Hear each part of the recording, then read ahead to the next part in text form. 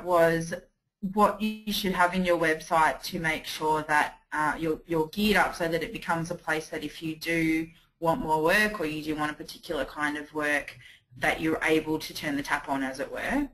And so what I wanted to talk about this week was, in complete layman's terms, I'm not a hugely technical person, and so what I wanted to do is explain to you the way that I would explain to one of my clients how online advertising works and how to hopefully be able to sort the wheat from the chaff in finding someone to help you if that's what you choose, but also how it can help your business and which things to use at which times and things like that. So like I said, you're welcome to get the slides. I've got some other resources that Kerry can send to you, or I can send to you if you do want them afterwards. So for the most part, just sit back and listen. And please, if I'm not explaining something especially, shoot that through to Kerry and get her to jump on and ask a question. If it's something that I might cover later, she'll just leave it. But if it's something that I haven't explained properly or you didn't understand or the audio goes funny or something like that, then just sing out so I can correct it rather than get halfway down a tangent and have no one understand what the hell I'm talking about. So getting people over. So the idea of that is that having an awesome website that speaks to the right people and it's targeted for those people that you want to do work for, and it looks the part and it shows off all your work and it makes you credible and it builds on your reputation and it does all those things. That's the first step, and having a website like that is akin to building an awesome house. So it looks good, it's functional, it does all the things that it needs to do. So that's the first step. But then the second step that a lot of people aren't aware of in the early days is just building a fantastic website is not going to make the phone ring. It's the same as if you build a fantastic house, no one's still going to know about it until you send out invitations and have a house party. So until you invite people over to look at your website, you still may not see any phones ringing for the investment of your website. But what it is, it's sitting there ready for the tap to be turned on. So even if you don't need work right now, that's a great time to do a new website and have everything geared up and ready to go, so that if it does get to winter or it does get to 2 years' time and there's a bit of a hole, that you've already got somewhere to send people. And it's a fairly simple exercise to start some online advertising and sort of put your hand up and go, hey everyone, we're over here. So just trying to get some forward movement here. There we go. Okay, so for everyone that doesn't know about me, I've been owning and running businesses for coming up much closer to 20 years than I would like now. And my background is essentially with trades and construction and also in franchising. So I spent time franchising in home services, and then I was a business coach specialising in builders and trades, and now I specialise in marketing for builders and trades, mainly because I figured out that if the phone's ringing, that the rest of it can often be taken care of quite easily. I own a second business, which I only mention because we do run extensive online advertising for that, and so I may use it as a couple of examples just because it's one that I'm really heavily involved in. I am partnered now with a website company, one that I've used for a long time and I'm happy with, to offer websites that are specifically designed for builders, and we also do website reviews. And 7th year with the HIA, including a lot of in-person stuff. And most importantly, I think, for this presentation is that I'm not a seller of SEO or AdWords or pay-per-click or online advertising or anything. So if I refer people on to do online advertising, I just refer them to people that I've worked with, that I trust, or that I can see get good results.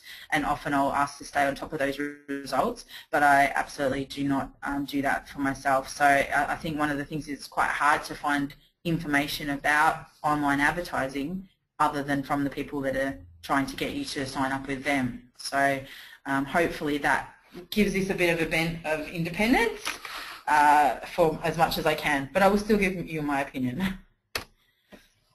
So what we're going to cover is just quickly to review how people use websites and why or what you might want to advertise. So why you might want to, it comes a time in your business that you do want to turn the tap on and advertise your website, or what sort of things you might want to be promoting that would cause you to want to do online advertising. Then we're going to go into my dummies guides, and I would like to stress that the dummy is myself. So like I say, I do not put myself out to be a technical whiz. I am much more, my specialty is builders and tradies and making the phone ring. So I know enough about online advertising to know whether that can happen. And then for all of the intricate technical stuff, I have nerds that I refer on to give me the latest information, and they fly to America and get that information, and they're Google partners and get the information off Google and things like that. But I am definitely more interested in what are the results that it can get us rather than the technical jargon and into great detail. So I'll give you as much of that information as I can in the questions if you do have technical questions, but just bear that in mind. I'm about the marketing, I'm about making the phone ring, and if it's going to do that, then I'm happy. If it's not going to do that, I'm not happy, and I don't need to know all of the intricacies. So we're going to look at how Google works. We're going to look at SEO, which you'll all be familiar with people ringing you up trying to sell it. We're going to look at AdWords, and then I'm going to give you some tips on what to do once you get people to your website, because obviously there's no point in spending lots and lots of money filling up the bucket if there's lots of holes in the bucket. So if people are coming to your website and not becoming inquiries, then you're going to be wasting a lot of money. So I wanted to give you some tips at the end about the sort of things that you can do to try and hang on to people once they do get to your website.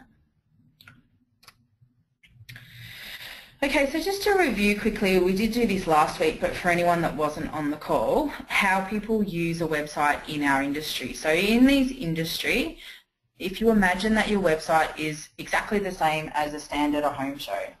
And so by that I mean that 90% of the people that are coming through that home show are there to collect information, to browse, to see what's out there, to look at what's the latest on the market, to get an idea of pricing, to get an idea of what's available, what they should ask for, to get more educated about things.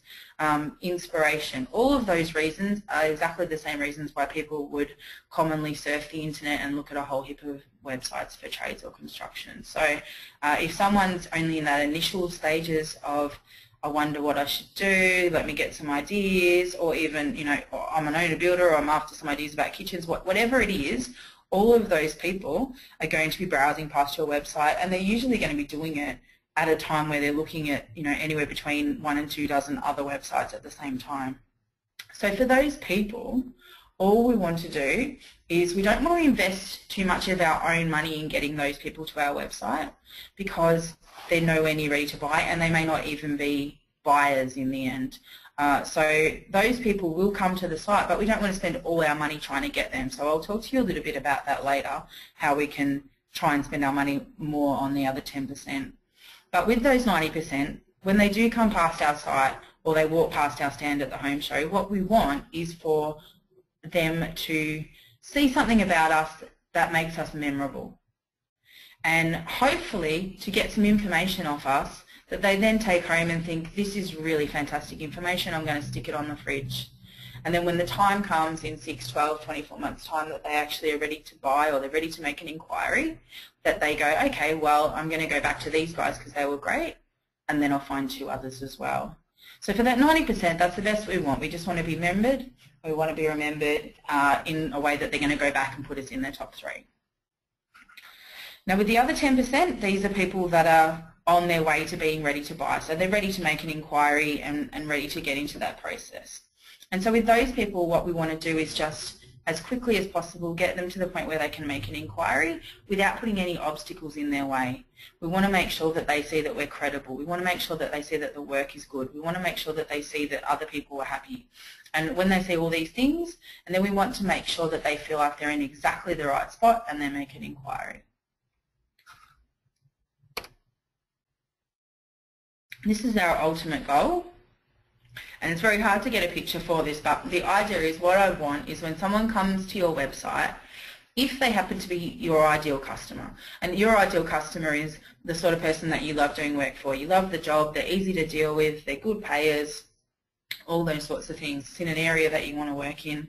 And when that person comes to your website, I want them to feel like all of the lights have come on and there's this like, oh, feeling, because they've just found people where they think this company has exactly what I'm looking for. Where have they been all my life? They've solved all my problems. They're perfect for me. Because when someone feels that they've found someone that's perfect for them, they're going to make an inquiry. So your ultimate goal for your website and for online advertising is to get people there who are perfect for you and make sure that they feel like you're perfect for them.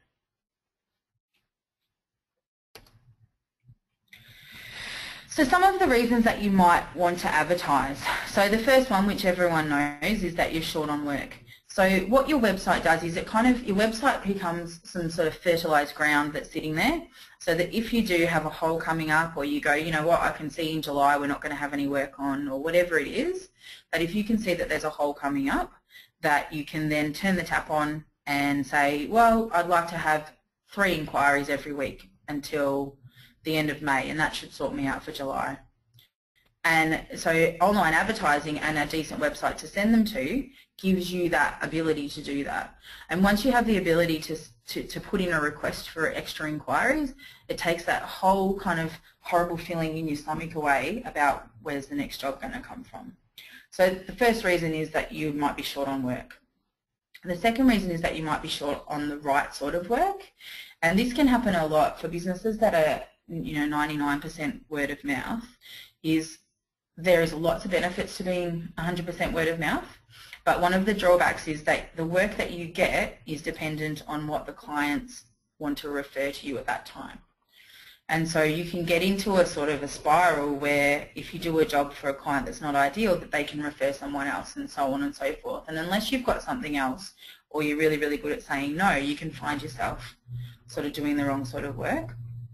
And so one of the ways to advertise is to bump up the right sort of work so that you can then get word of mouth on that work and sort of create a positive spiral. So it can really give you that kick-off you need to get back into good work, to deal with good clients, all that sort of stuff, by getting some online advertising. Online advertising is the cheapest way of getting the phone to ring that I think I've ever seen for small business, compared to things like local papers and yellow pages, which were so expensive and not flexible at all. Online advertising, you can be very flexible. You can run 100 ads at once if you want. So you can certainly specify a certain type of work. You might run advertising to control the ups and downs. So if you have a quiet month, you can put more advertising in.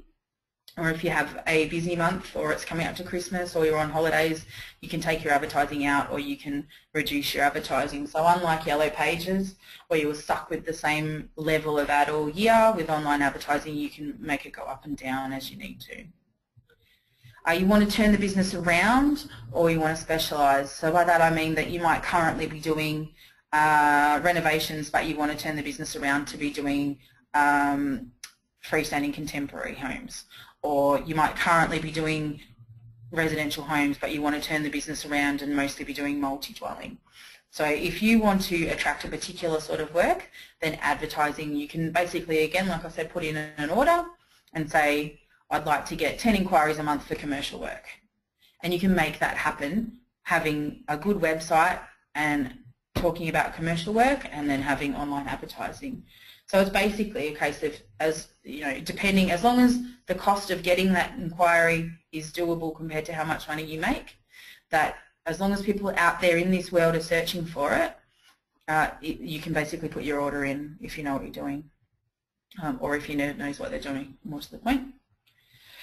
If you want to launch onto the market, so if you've just set up a new website or a new logo or a new brand or a new partnership, or you've started out in business, or you've just got signed off, or any of those things, then an AdWords campaign or some sort of way to get onto the market really quickly is a way to launch yourself. And to most people it will look like you've been there forever. So it can be a really quick way of doing that. And as a bonus, if you do that, with AdWords especially, then Google will find you quicker and will start sending people your way for free as well quicker by doing that.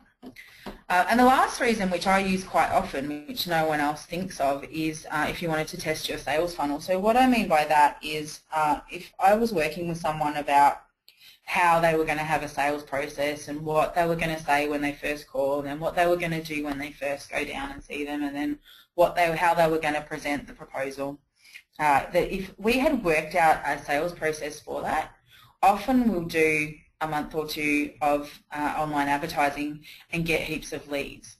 And the one thing for a business that's mostly on referrals and mostly on word of mouth, to then get leads from the internet, they're not going to be as good quality.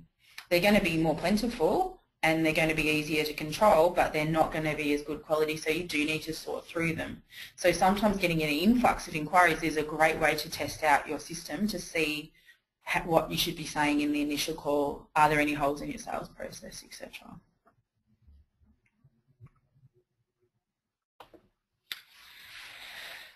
So the first thing about Google is I Googled Google, which is something that everyone should do.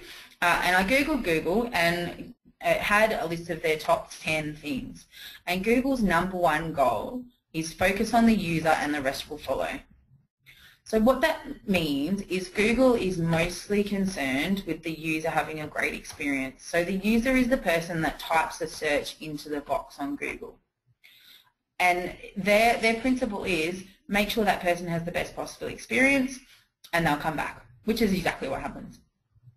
And in their eyes, the best possible experience is something that's easy to use, very, very fast, and gives them the result that is most like what they were asking.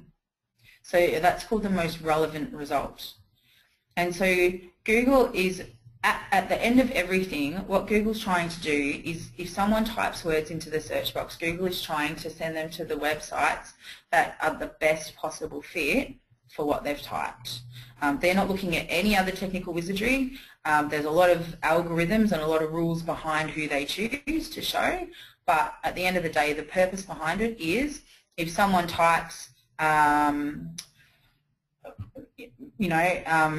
electric motorbikes into Google, then they want to give the most relevant websites on electric motorbikes. So it's always about how can we make the user have the best possible information for what they're asking.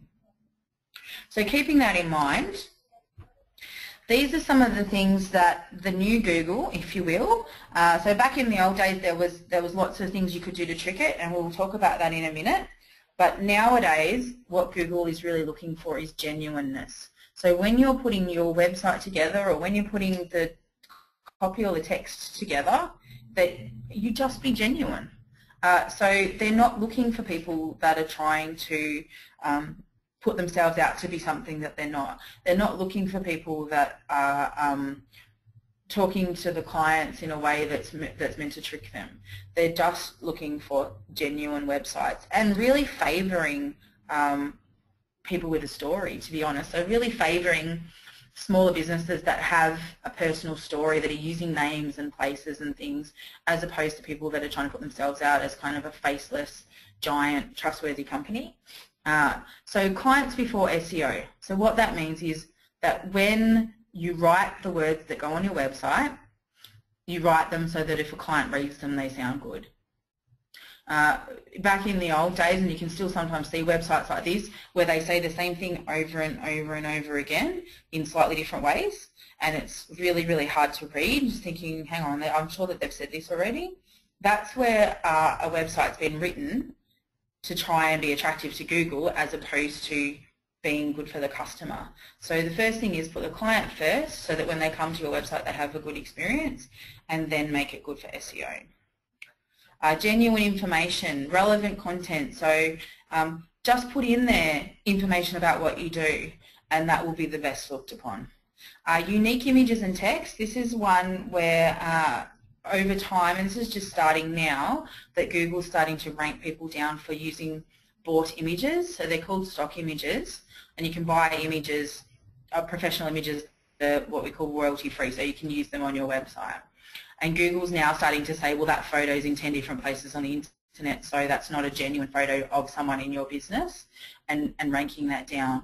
So the latest thing is to try and have photos in there that are still professional and still look good, but they're actually of people in your business. Local presence, so making no bones about that where you're based, and client reviews. So these all add up to you being a genuine business and kind of completely out there for the people who are on the internet to see. Second thing is responsiveness. Responsiveness is just a fancy word for saying that it changes from a computer site to a mobile phone website. If your website doesn't do this, and it's really easy to check, then you will be out of date really, really quickly. I've got websites that we monitor every month, and some of them are up to 50% mobile and iPad already, and even the ones that are at the absolute lowest are at 25–30% usually. So if people are driving in their car, drive past one of your site signs, if they hear you on the radio, if they're on the couch in any way, shape or form, they're going to look you up on their phone. If they're at a barbecue and their friend talks about you, they're going to look you up on their phone. So if your website doesn't turn into a mobile site, this will affect your online advertising, but it will also affect what Google thinks. Some other things here, optimize, so things load quickly, that was all taken into account. Lazy loading is the same thing, so photos load up as you're looking at the site, not all at the start. Click to call and touch enabled, that stuff so that when it works on a phone, you can call the phone numbers and things like that. And lastly, interactivity, so that people can get involved with the website. Google loves it when you put video on there. Google loves it when you're having sharing across social media. Some of these other things that I've put are following menu. So we looked at that last week, and it basically is, if you can see in this picture, that the top line of the menu, that stays there no matter where you go on the page. So it's like the first line of an Excel document where you can freeze the line. And it just means that they can go anywhere on the website and they're not going to lose that main menu. Triage page means sending people to a place where there's relevant content for them, and that can help for Google. So, you know, architects go here, residential clients go here, etc. So you start to get the feel that if you're genuine and you're being yourself, then Google is going to love that. And then all you have to do is put your hand up and do some advertising. Okay, so SEO is a word that you have probably heard many, many people call you up and say, I want to get you on the top page of Google. And most of the time they're talking about using a thing called SEO. So SEO stands for Search Engine Optimization. And it basically means doing things behind the scenes to make your website more attractive to Google, to make it seem more relevant than perhaps it should, or more relevant than other websites out there, to just give it that boost so that if someone's searching for it, you're more likely to come up than if everything had been even and you hadn't done anything. So if that doesn't make sense, please jump on and let Kerry know. But basically that's it, and I'll show you how it works. But first and foremost, if someone rings you up and says to you, we can get you on page 1 of Google, what you should do, this is what I call the acid test, is you say to them, okay, what's your company name? And then you say, oh, well, actually, I'm on the computer right now, and I've just Googled for SEO companies, and you're not on the first page. And see what they say. So it's a bit like if you have an accountant, you don't want an accountant that's driving an old Datsun, you'd much rather have an accountant that's driving a Ferrari, because it shows that they know what they're doing. This is sort of how SEO works. Just going to click forward. Okay, so what you've got, when someone searches in Google here, most of the time 2 different things are going to come up. So the middle of the page here, you're going to get what we call organic or natural listings. And these are ones here that do not have the word ad next to them. And so these are the results when Google's saying that they want to give you the most relevant result, that they want to give you the result that's the best for the user. They're talking about what comes up in here as the organic listings. And then these ones here are paid advertising, Google ads, where the yellow is. And so Google is trying, when you search in this button here, Google is trying to make this result here be the most relevant. And what happens with SEO are a few things, but mostly what happens, they do some things to your site to make it have all the right keywords, and that's fine, that's completely okay and absolutely worth doing.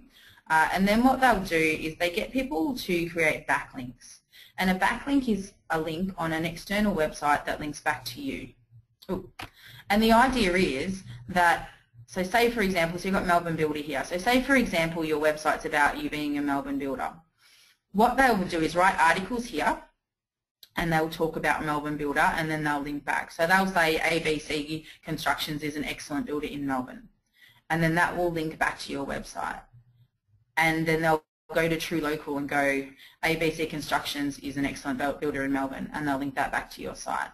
And so the idea is that when Google looks for who's the most relevant for Melbourne builder, that they will look at your site and then they'll go, well, hey, there's all these other websites on the internet that are also recommending this person as being the authority on a Melbourne builder, and send them to you. So you're essentially doing some stuff on the internet that's trying to make you look more relevant for particular words, and you choose those words. They're called keywords. So you choose which words you want to seem super relevant for, and you're essentially putting articles and listings and things all out on the internet to try and then click back to your site and kind of build the weight of your expertness on those words, if that makes sense. So that's SEO. This is some of the things where I don't often recommend SEO, and this is why, is because a little bit about, if you think about it properly, a little bit about what you're trying to do with SEO is you're kind of trying to get around what Google's trying to do. So Google's trying to give the genuinely most relevant answer. And what you're doing with SEO is you're essentially trying to make your answer more relevant than it might have been with just the normal content on your website. And Google doesn't want that. So Google doesn't want people to be spending money with SEO companies trying to cheat.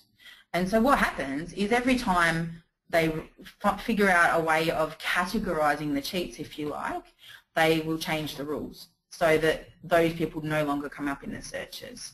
And a big one, if you talk to SEO people, a big one that happened was a group of changes called the Penguin changes, and a lot of people lost their rankings. And I also know a lot of SEO companies lost money in the couple of months after that because all of their clients lost their positions because the way that they were doing it was no longer acceptable to Google. And so what you're really doing with SEO is you're just investing this money in something where the rules could change any second and you could lose that investment. So for me, I just don't feel that it's always the first option. It's certainly a bump-up option once you've done a couple of other things, but it's just that risk factor that you could lose it. So I feel a little bit like it's a bit like David and Goliath, that you're trying to cheat Google, and if you're trying to cheat Google, eventually Google's going to say, well, we don't want you to do that. And they're always working to stamp it out. Fair to SEO, they're always working to get around that anyway, but I feel like there's more controlled ways that you can do it, and one of them is working with Google to do AdWords, which is something that they do want you to do. The other side of SEO, though, is what I call free SEO. And free SEO is things that you can do yourself, which is putting your business out on community directories and out on listings and things. So True Local is a big one. Google Plus is a big one. Yellow Pages Online's got one. All those sorts of things, Yelp. And so these are places where people in the community can come and can find out who's a local business in my area, what's the experience that other people have had with them.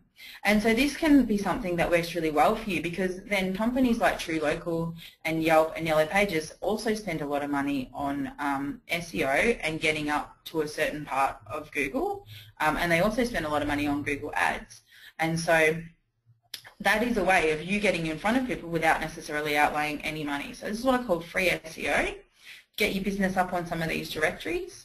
If you're curious to know which ones, if you just Google top 10 business directories for Australia, you'll get a list of the 10. That's exactly what I did, and it just tells you. But get one of the people that works for you, get your receptionist or get your teenager or something to go through and put you on some of these directories. Put some sexy photos up. Try and get a couple of client reviews up there, and you will find that you'll get a trickle of inquiries through this, and it's not going to cost you anything.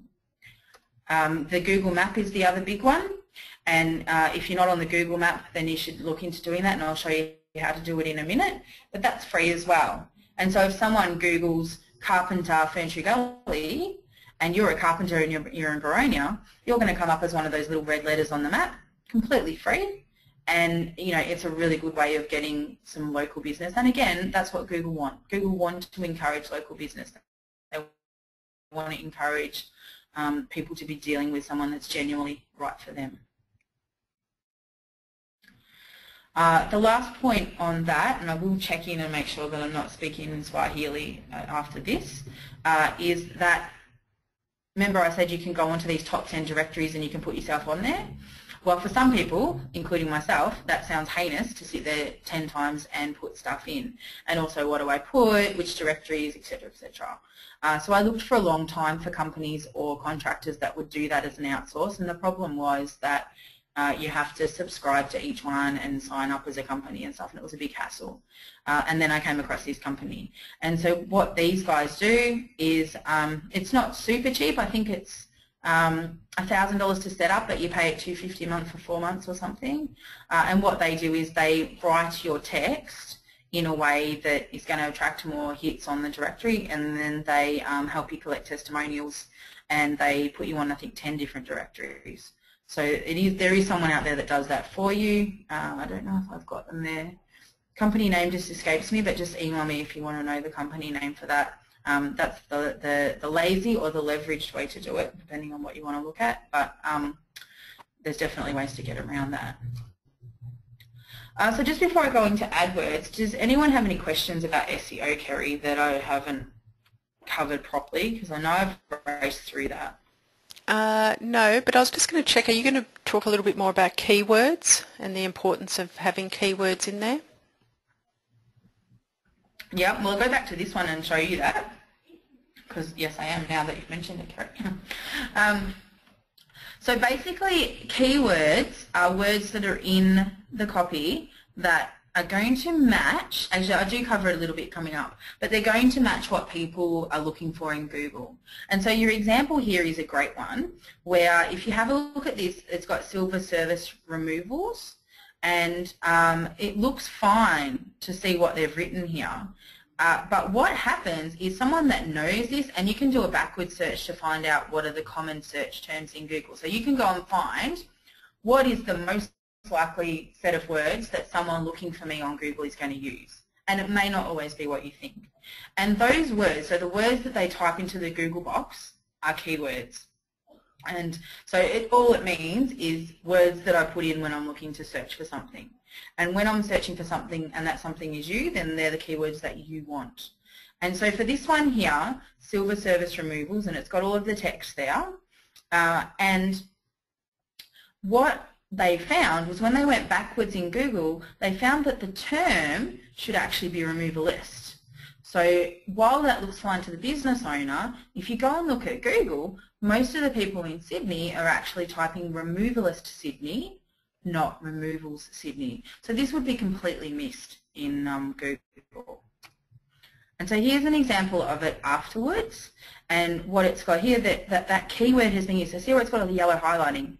No, it's hard to see, but you'll be able to see a bit better on the slides, that the word removalist is being used, not excessively. It's not 4 times in every paragraph, which is what I mean about writing it for Google, not for the person. But it's written by a copywriter, it's written for the client, but it has made sure to use that word a few times. And so whether you're doing, whether you're just getting your website up there and waiting for Google to find it, or whether you're paying for SEO, or whether you're paying for AdWords or any of that stuff, that you want to make sure that the words that describe what someone would put in looking for your business, that you use those words on the website. And usually what we'll do is we'll go through before we start with the copywriter, when I do websites, and we'll go through with the copywriter and we'll work out what are the main words that industry. And then the other type of keywords that you want to use is the areas that you cover. Try and put those words in with the actual suburbs, especially if you're in a very small area, because as you know, what people will do is search for, plasterer ride, or Bunbury carpentry, or people will tend to look for the area that they're in. So if you are based in an area, absolutely try and get that on the website as well. So Catherine, if for example, Lysandra's asked if you've used, in this example, instead of using the word removalist, they should have removals. Does that mean that with this, using the word removalist, they would eventually be found by Google, but they'd be right down in the rankings and everybody who's got removals first would come up first? Is that right? Other way around. So removalist is the word that they want. Oh, so sorry, exactly yeah. what you said, Yeah. but the other way around. The other way around, yeah. Well, what it means is that Google doesn't speak English. So Google doesn't know that removals and removalist are nearly the same. So yes, it would come up once every instance of removal. And remember, Google wants to exactly give you what you're looking for. It doesn't want to nearly give you what you're looking for. You know, it doesn't want to give you complement when you're after complementary. And so it will give you every instance of a website with removalist before it gives you anything with removals. So yes, well, I don't even know if it would because it's not a whole word. So it doesn't usually, it will probably not come up at all because it's not giving you, so if it was the other way around with the complementary thing, it might start to give you those because it forms part of the word, but spelled differently like that, no, you're just not going to rank at all. Okay, and we probably need to, I guess, give some people tips on how to work out their keywords. I'm not sure if we do that here, but I've certainly got some info on that as well. Yeah, well, have you got the link to do the backwards Google thing? Jerry? Yeah, I can send that out to members, and I might have an info sheet on it too. So. Yeah, that's the most useful thing. The other one is that I have a link for Google to test your ads. So if you are running ads, which I'll talk about in a second, don't click on your own ads. And also don't Google yourself and wonder why you don't come up. So if anyone's Googled themselves over and over and over again and then wonders why they don't come up, have a think about it. If you're going to Google, Google's very intelligent, so if you're going to Google and you are looking up Perth Builder, for example, and every time you look up Perth Builder, there's your company on the side or up the top or halfway down the page or whatever it is, but you never click on it because you don't, you're just checking if you're there or not and then you close it and go off and do something else. So what Google's thinking is, well, this person is Googling Perth Builder, but every time this one comes up, they don't click on it, so obviously that's not what they're after. And so eventually Google will stop showing you that page. So it's better to go to a test link, which if you email me, I can give it to you if you are running ads and things, and that won't affect how much you come up. You can just test it over and over again without making yourself disappear from your own search.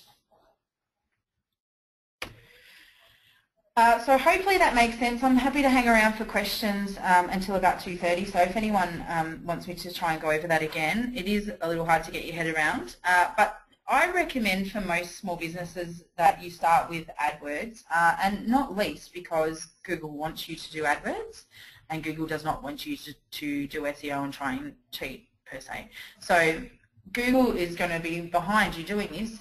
And in fact, if you do an AdWords campaign when you start the business or when you change your website or whatever, that this will actually kind of increase your standing across the board with Google. So you'll tend to get some free traffic as well because you kind of, I don't know, made friends with them at the start. So the reason I've got a mouse and a dollar there is that AdWords is what we call pay per click. So if you've heard the terms pay per click, if you've heard the terms PPC? PPC, which is pay per click. So, anything like that, that is all AdWords. It is only AdWords. There is no other. I don't know why we call it PPC and this and this. There is no other option for pay per click that I'm aware of, or certainly not a commonly used one. And pay per click means that you run an ad, which is exactly like a Yellow Pages ad but on the internet, and but you don't pay to put the ad in. You don't pay at all to put the ad in. So Yellow Pages, you pay 10 grand, the ad goes on the page. You don't pay anything for the ad to go in, but when someone clicks on the ad, they go through to your website. So they click on the ad, they'll always go to your website, and when they do that, you pay a certain amount. So that can be anywhere between 50 cents and $12, but it's usually between sort of $1 and $2.50, somewhere around there. So every time someone clicks on the ad, it's a user pay system, then they go through to your site. So that's why it's important that if you do have a AdWords or an online Yellow Pages ad, that you say in the ad exactly what you do so that the wrong people don't click on it, because then you have to pay for those. So like I said, AdWords is exactly the same as having a Yellow Pages ad, except there's like a bazillion categories and you can have a bazillion ads.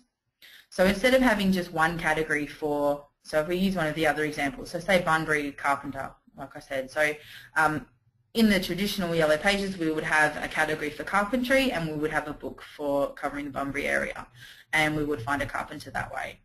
And so Google works pretty much the same, but it's like all of the books are thrown together. And I can also put sustainable Carpenter and Bunbury, and now it's only going to give me the ones that have said that they're sustainable. And so, it's essentially like the client, by typing in their words, is specifying their category. Now, the other difference between this and a traditional directory, Yellow Pages, you type ad, is that you can have 10 different versions of the ad running and you can see which one is the most popular. You can have 100 different versions of the ad running and see which one's the most popular. So you can experiment with different ads and different headlines and all that sort of stuff as well. So without getting too complicated, that's the general idea of it, is that you are paying every time someone clicks on the ad, but other than that, it works pretty much the same way. And so if you're in a business where Yellow Pages used to work really, really well, so certain trades, certain services used to work really, really well on Yellow Pages. If you're in one of those, then AdWords will generally work well for you. If you're in a business where you're mainly doing high-end work that works off referrals, that it can take quite a while to win new clients, then AdWords may not work for you because it's a lot harder to specify. It's much more of a everyone reads the same Yellow Pages book, basically. So here's an example of where the AdWords appear. So AdWords, again, depending on how relevant the result is where you end up in the positions. Now, a lot of people spend a lot of money trying to be number one. It actually doesn't matter at all. So I figure as long as you're getting enough inquiries, I don't care where you're appearing. It's better if you're appearing, I guess, on the top half of the page because you might get more clicks. But there'll always be more people looking for what you do than you will need. And so whether you spend your budget in 2 hours or whether it takes all day to get those clicks at $1 each, it doesn't really matter. If you're halfway down the page and it takes you all day to get those clicks, or if you get all those clicks in an hour because you're at the first position, you're still going to get the 10 clicks, so it doesn't matter. So there's two examples. So Google clearly marks them with ads so that you know that they're ads, and you can change everything about those. So you can make the words there say whatever you want. You can also make the words, I don't want to get too complicated, but you can also make the words change to match the search. So if you see in the first one there where it's got the words Melbourne Builder in bold, and that just happens to match what I've searched, Melbourne Builder, that you can actually make the ad what we call dynamic, so that certain parts of it can change to match what the person searched for. Just ask me a question about that at the end if it doesn't make sense. So just to give you an idea around AdWords, so the more general the term is, it's a bidding system. It works a little bit like eBay. The most popular words are going to get bid on and get up there and be more expensive. And so the more general the term, then the more it's going to cost. So for example, if I want to bid on the words Sydney Builder, these prices are just made up just for the sake of the exercise. But let's say, for example, that the word Sydney Builder might cost me $4.50 per click. Every time someone clicks on my ad and goes through to my website, I pay $4.50, just for example. There's terms like life insurance, business coach, things like that, where it can be up around $12, $18. Plumbing is really high. I don't know why. I feel very sorry for plumbers. But really popular words can be really expensive. Then as someone gets more specific, especially if there's an area in there, the price can come down. Then as they get more specific, less people are going to be bidding on that word and it's going to get cheaper again. So the more specific you can be about what you want from your advertising, you're actually going to get, in this case, you're going to get 9 times more inquiries for the same amount of money. And not everyone that goes through your website makes an inquiry, absolutely not. Probably 1 in 20 to 1 in 50 people that go to your website will make an inquiry. But still, you're going to have a much better chance of getting, a good amount of inquiries if it's more specific. The only proviso to that is there's going to be way less people typing in the term ride sloping block builder. Way less people. So you may well grab all of those people and then still need to pay some more to get some of the others. Did you have something there, Kerry, that you wanted me to explain? I know this is probably a concern for a lot of people. If you're if your competitors get on the website and Google and see your ad and just keep clicking on it, and you're paying for every time they click? And I believe Google have a way of getting around that, don't they? I think they do. Like I said, I tend to refer those sorts of things to my Google expert, but that was a thing that was well known, and I believe that they would stop, because they can't click on your ad if you don't come up. Yeah. So if someone clicks on the same website multiple times, I'm pretty sure that Google then doesn't display it. Yeah, and I did attend a workshop, and I think they said also, but I'll double check this, that you can block certain people from clicking on your ads. Look, you can, but I mean, the thing about competitors is I always think you need to know what your competitors are doing enough to be aware of it and to where you sit and how you're different and everything, and then you need to just forget about it, because it's going to be a much better return on your investment of time, spending time worrying about how to take yourself forward and how to do something different with your clients than worrying about what other people are doing. But I'm pretty sure, because if you think about it in terms of Google, if I'm clicking on the same ad over and over and over again, then it's obviously not giving me what I want, because I would be gone. So any behaviour like that that is indicating that it's not what the person was looking for, they're going to stop displaying it.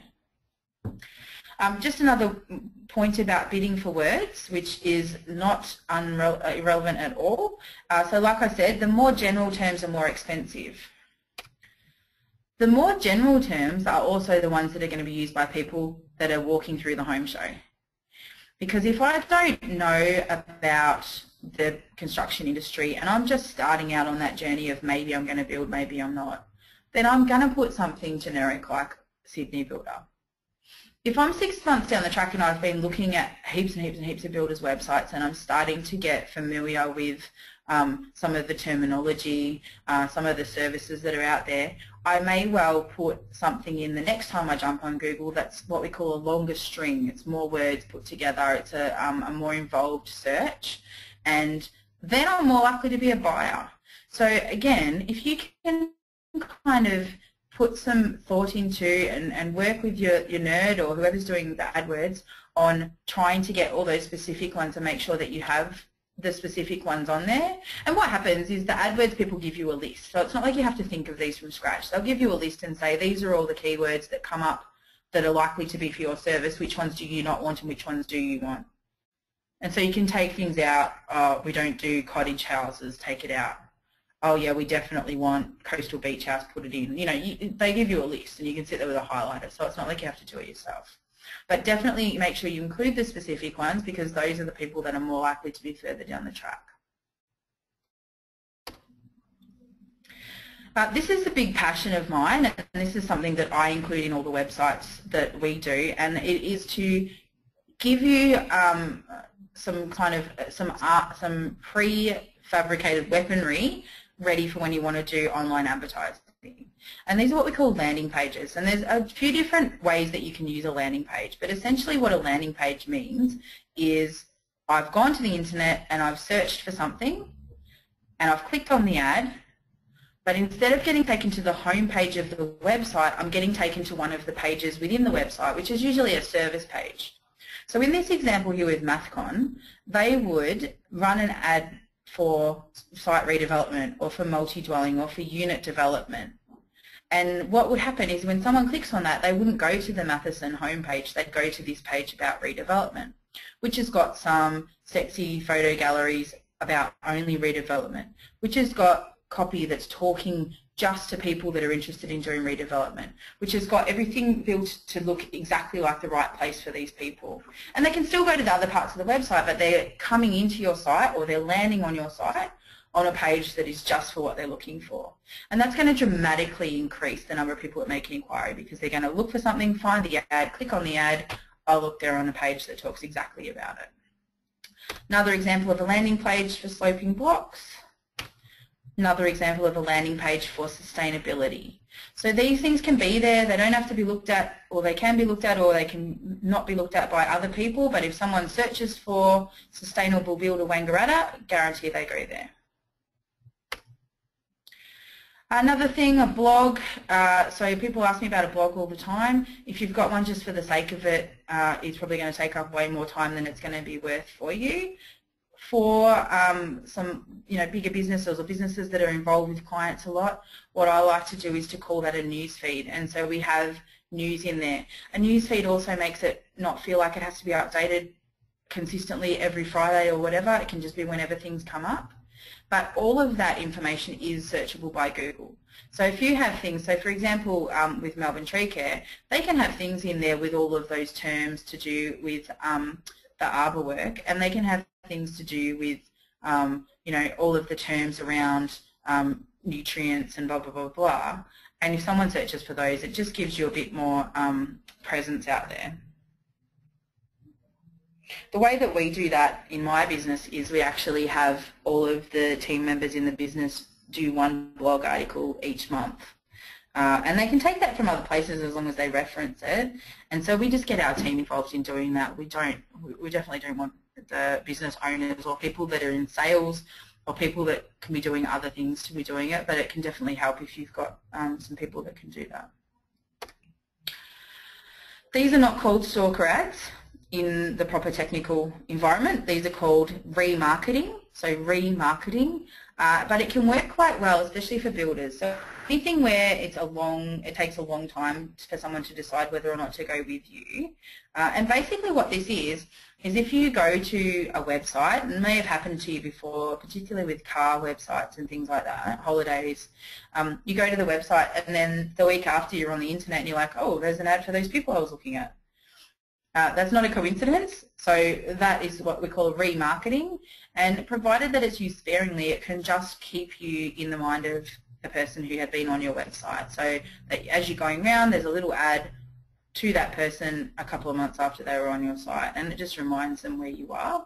And if you're in a trade where you offer cut price deals or discounts or anything like that, you can actually increase those offers over time, so that if it's 2 months after they've seen you, or it's 3 months or 4 months or whatever. The question to in or outsource. So all of this stuff you can do yourself or you can outsource. And so what you really want to look at is how much time do I have, how much money do I have, and with complete respect, how much of a nerd I am, or how analytical I am, and how much I'm okay with the technical stuff. So if you feel like that's something that you're into, and algorithms and things like that, then absolutely look at maybe doing it yourself. But again, make sure you have the time. So either way, I'll give you some pointers on where to go if you do want to do it yourself. So if you do want to do it yourself, then the first place you want to go to is Google My Business. So if you need the address for that, then just Google it. And what that does is Google will walk you through getting yourself on the map, doing ads if you want to do ads, getting a listing on Google+, which is like their directory, getting some client reviews. So go to Google My Business, and then that will walk you through a lot of it. The other thing that they do there, which is the lady with the phone, is they do a 1-hour phone call for free to set up your AdWords. Now, having said that, I did that, and my AdWords still gained a grand total of 0 calls, and we now get from my business probably 12 calls a week because the nerd set it up. So I still think that if you have other things to be doing, it's better to get someone else to do it. But definitely, if you do want to have a go at doing it yourself, Google offer a free call. You can often pick up credits to try some AdWords for free as well. So not the opposite of DIY is NDIFY, not doing it for yourself. So if you do choose someone to help you with it, what you want to look for is ownership. You want to make sure that you still own the AdWords account so that you can take it back over if you want to. You want to make sure that there's some reporting coming back to you. There's a thing called call tracking, which means that they're going to count how many people call you from the ad. That's a great thing to put in, even if it costs a little bit more, because you're going to be able to see Not how much does it cost for someone to come to visit my website, but how much does it cost for someone to actually pick up the phone or send an email and make an inquiry. And that's what I'm concerned with as a marketer. What's the cost of lead? I don't really care how much it costs to get someone to the website. I care how much it costs to get someone to inquire. Ideally flexible. There is some good options out there that are a fixed price per month, but ideally you want to be able to make your ads go up or down depending on what you want, and also to change the mix of what services you're after. You want to be able to make changes and review the ads all the time as you learn more. You want to see some testimonials, or even better, talk to someone else who is with that provider. And you want to make sure that you get a return on investment. So work out before you do any sort of marketing, how many inquiries do I need to get and how many sales do I need to get to make sure that this is free. So in my health business, for example, we know if it costs less than $25 an inquiry, we can do it 1,000,000 times and we still won't lose money. If it costs over $25 an inquiry, we need to stop because we're basically paying the clients to call us. Social media, just a quick word on social media because I know that we are at 2 o'clock. This is not something that I specialise in. There is a place for social media, and I'm happy to do that as a separate webinar, but for the most part, it's not going to get you inquiries of the level that you want for a small business. So it will get you a brand awareness and it will get you a community, but if you want inquiries, it's better to spend your time, I feel, in doing things, either local things in the community or looking at something like AdWords where it's going to get people who are, ready to buy. And some quick tips about making your website work. So what I've got there is just start with the marketing, then do the design, and then work up to doing the IT. And again, remember that ultimate goal. We want people to feel like they're in exactly the right spot. Some ideas about targeting, which I'm happy to cover in questions. And you've also got those in slides. But again, have the photos make people feel like they're in the right spot. Have the testimonials reflect the sort of clients that you want. So make sure everything in the website reflects the kind of clients that you want. Some tips on encouraging inquiries. So these are some things that I would recommend that you have on your website to try and encourage people to hit that inquiry button. And the last thing, a PDF download. So what this means is if someone does come to your website and they're maybe not ready to make an inquiry yet, but they're a bit more serious than a browser, is that you've got an option to download what we call a white paper or a fact sheet, or a, common tree hazards is this one, or you might have one like how to choose a builder, or you might have one, the renovation tips for renovators.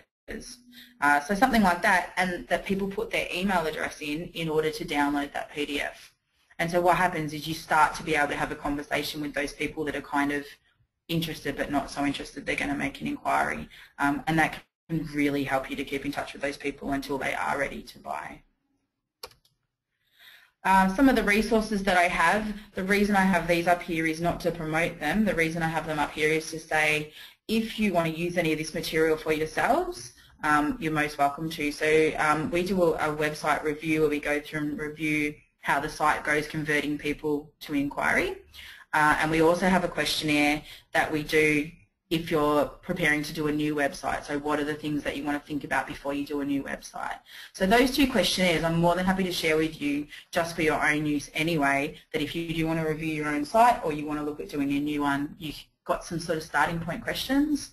And the other thing is that the AdWords nerd that I work with is happy for members to go through and tell you for your area, for this service, it's going to cost you X amount per lead to get the phone ringing. So if you're interested to know that, then you can get in touch with me as well and I can organise that for you.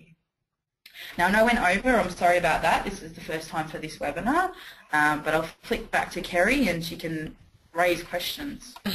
No, that's fine. Thanks, Catherine, because it's a pretty intense topic and I know a lot of people when you first hear some of this information, it takes a little bit of time to get your head around it. So I know it's definitely that way for me. So I just wanted to let people know if they do have to head off that we do have another webinar with you in 2 weeks' time, and that's another new topic on not competing on price, and I'll be sending out details about that webinar in the next week or so.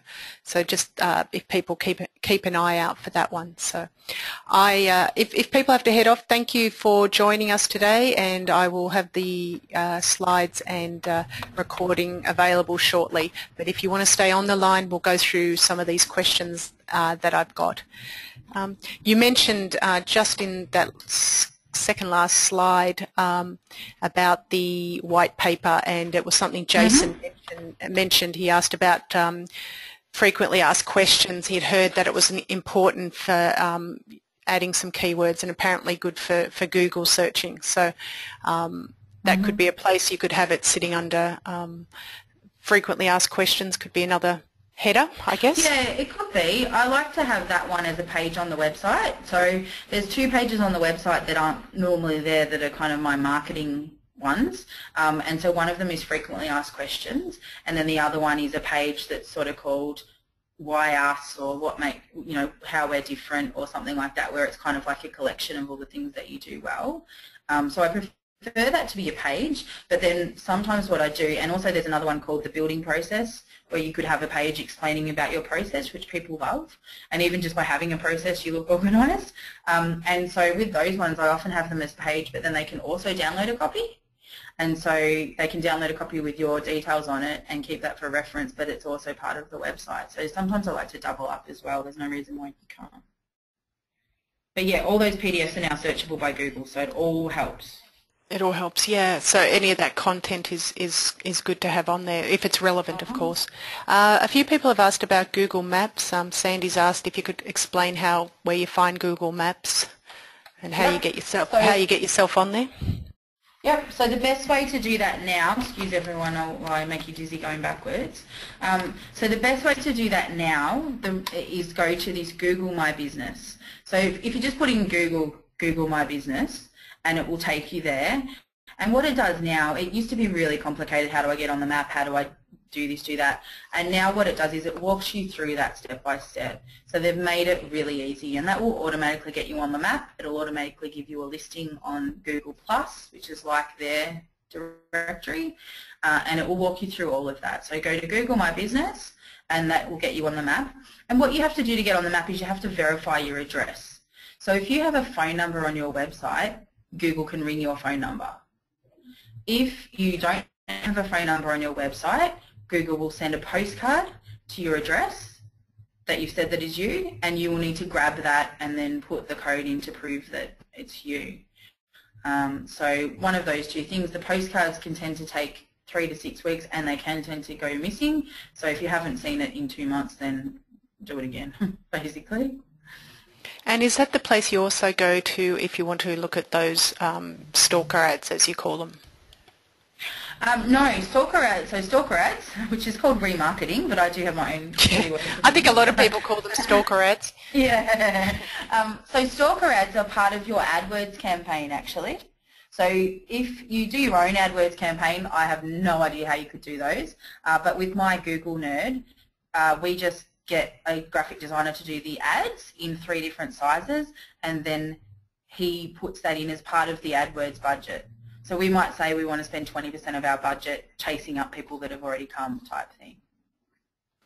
Okay, great. So I have actually looked at where you can create your own Google ads, and it's not that complex, but what people need to do is check and keep testing and monitoring and keeping an eye on the ads to make sure that the ones that are working you stick with, and the ones that aren't working you can ditch, and even moving some words around can make a difference. So you really need to do that testing and keep checking and keep modifying. Don't just put one ad on and leave it. You can just keep testing is the way to go, and make sure you're getting your return on your investment. Yeah, exactly. And you need to be kind of, I suppose, the type of person that's interested in those the little variations and things like that. So it can be, I've had clients that have done it quite well, but they have been the sort of person that's been quite interested in it. Yep. So if you aren't interested in doing that sort of thing, and if you do want to find an SEO specialist, I guess you have somebody you use, but how else do you find someone? I know you did list some of the things that you should check, but it's do you Google? Do you Google? You Google them. Or Yeah. you Google them, or you Google what can be quite a good way to do it is you can Google a business that is similar to yours, but not a competitor. So say if you're a builder, you can Google an engineer, or if you're a I don't know, if you're a landscaper, you can Google a pool company. So you Google something similar, and then you find one that always seems to have Ripper ads, and you can ask them who they use. So you can do it that way as well, and kind of find someone that way. But yeah, otherwise Google them, otherwise ask around. And then when you do find them, like I said, that little logo here, that they're a certified partner. So what that means is that they've got a little red hotline to Google, and they can get answers that we can't get, and they do training all the time and these sorts of things. So make sure that they're working in partnership with Google, because then they'll be the first ones to know. And so do they then, Cheryl, sorry, I'm not sure if I pronounced your name correctly, but apart from paying for each click with AdWords, some companies charge a monthly fee. So is that what your SEO Google AdWords team do? They actually charge you a fee to monitor it? Yeah, SEO is completely different. So SEO will charge you a flat rate per month. So they might charge you anywhere between about $500 and $1,500 a month to do the activity of getting you listed everywhere and linking it back to your site and stuff like that. For AdWords, it usually works on a budget plus a management fee type scenario. So you will have a certain budget that you spend on doing your AdWords, and then they'll usually put a percentage on top of that. So the people that we use the most, I use other ones as well, but the one I use the most because I seem to get the best return on investment, they do 20% on top of the budget. And I know another one that's quite a big company, and I think theirs is 25%. So it's usually around that vicinity where you spend $100 on your budget, so then it's $20 management fee, for example. And there's always a setup fee because there's a lot to set up. Yeah, and they do that testing for you that I mentioned. Is that right? Yeah, and depending on how involved they are, you would always get a report back from them. But what I do is, because we get call tracking put on there, so I am checking how many people are calling. And the way they do that is they put a 1-300 number on your website, and then when people call that number, it's counted as one type thing, and then when people send an email, it's counted as one. And so that allows us to work out how much it costs for an inquiry compared to how much it costs for someone to visit the website. And so that's the sort of information that you want them to be telling you: how many people are coming to the site, how many people are making an inquiry, and how much is it costing me to get that inquiry. So that's the sort of information that you want to get them to give you every month to make sure that you're getting a return on investment. Okay, Melissa said you mentioned videos earlier. What type of video would you recommend for a builder's website? I would recommend a live testimonial, which is on site, and preferably has a beautiful house in the background, and preferably has a customer that looks exactly like your ideal customer. So if your ideal customer is third or fourth home builder, and high end, then you want a client that looks like that. And you want to do a little interview with them and take all the best bits, and then get some shots of you building as well, and make it a live video testimonial. So if you're interested in that, if you shoot me an email, there's my email address. I can email you back a couple of links to video testimonials so you can have a look. Either that or display home walkthroughs work really well as a video as well. So rather than having those like real estate walkthroughs where the client's got to drive it, you can have one where you can do a video and kind of walk them through and talk about the features and things like that. But a testimonial is absolutely the most powerful. So is it recommended that if you've got a client that you've got them on the spot there, they're willing to do a testimonial, you should grab your iPhone and do a quick video, or do you set up a professional video shoot? Look, a professional one is the best, but anything's better than nothing with regards to video. And I'll tell you what, the videographers I've worked with would kill me if I said that. But it's still better than nothing, but exactly the same as the photos. If you can say to them, look, we're going to have a photographer coming out here anyway, is it okay if we get a video person as well to do a video with you? It's usually worth the trouble of doing that in the way that it comes across, and particularly with regards to editing. So we can all take video, but we've got no idea how to edit it. And so having a proper video person do it, if you've got the budget, definitely do it the more professional way because of the editing. Yeah, so and it's really interesting that I think they say YouTube now is the second highest ranking for first. Yeah, it's the second highest search engine after Google. Yeah, so people typing things into YouTube is the second most after Google. Yeah, it's amazing, isn't it? And even in fact, yeah, the ads that you can run on Google are actually quite inexpensive for what they are. So, you know, for some of the larger members on the call, those little skip ad things, the 15-second ads, you're going to make the first 3 seconds absolutely supersonic great, but they can actually be quite a good investment because you can, again, match your ad to the things that people are looking at.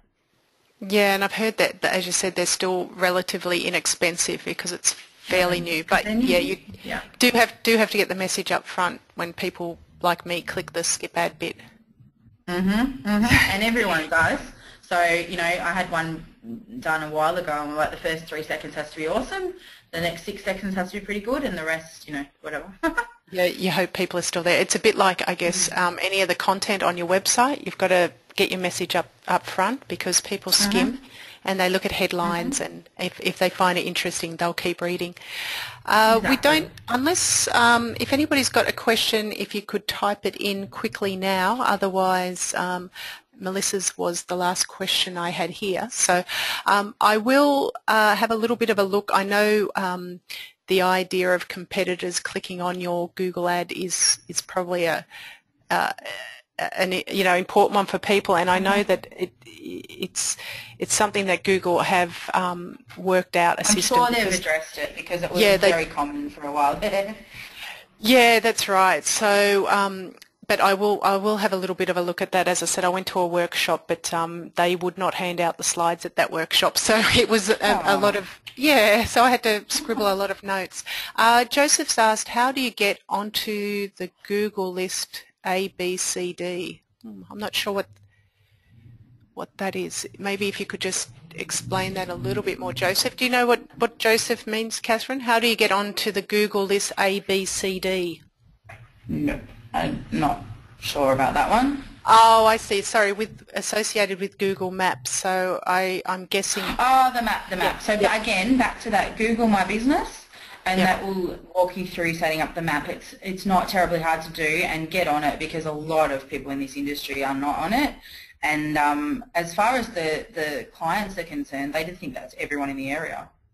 So yeah, that's right. And then you'll be listed as you'll be listed as either A, B, C, or D on that map. Then, according to wherever you're located in that area.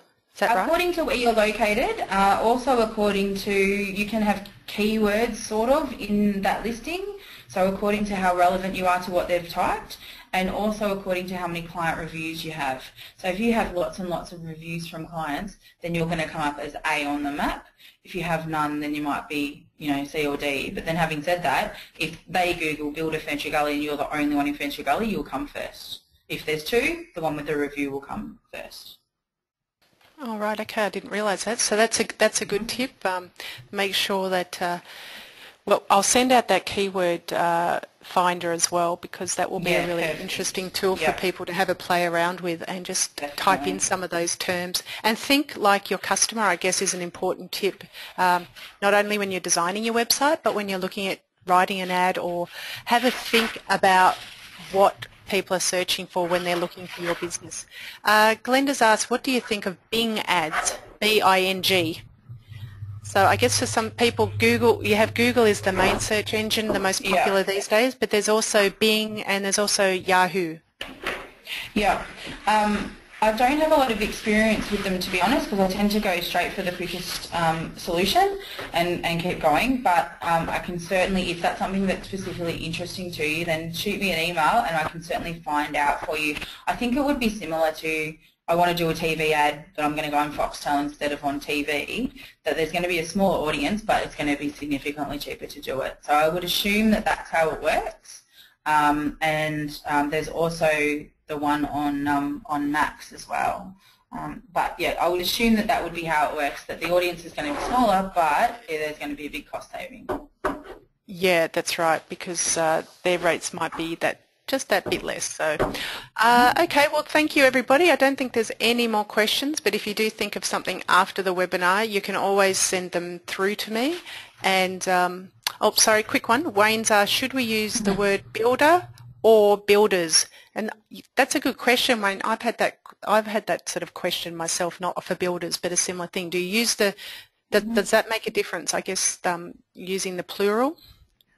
Well, the reverse keywords for your particular area we're going to tell you which one you should use, but in my mind you should try and use both. Builder is going to be more relevant because then should bring up either, but it will always go for an exact match first, so try and use both. A big one is if you've changed your name. So we had a client that changed their name from building services from property services to building services, sorry, and they were a builder. So you can imagine property services didn't quite get them the type of work that they were after. And so what we did though is made sure in the website that we still used the old name several times, just so that if people did go to Google and try and find that person, that they could still find them. Okay, great. All right, everybody. I will let everybody get back to their work. And as I said, we've got another webinar in 2 weeks' time, so keep an eye out for that. Please fill in the survey. It helps me design webinars around the topics you want to hear about. And thank you, Catherine, once again for giving us your time this afternoon. Thank you very much. I'll talk to you in 2 weeks. No worries. Next week. Lovely. No worries. Thanks, Catherine. Thanks, everybody. Thanks. Bye. Bye.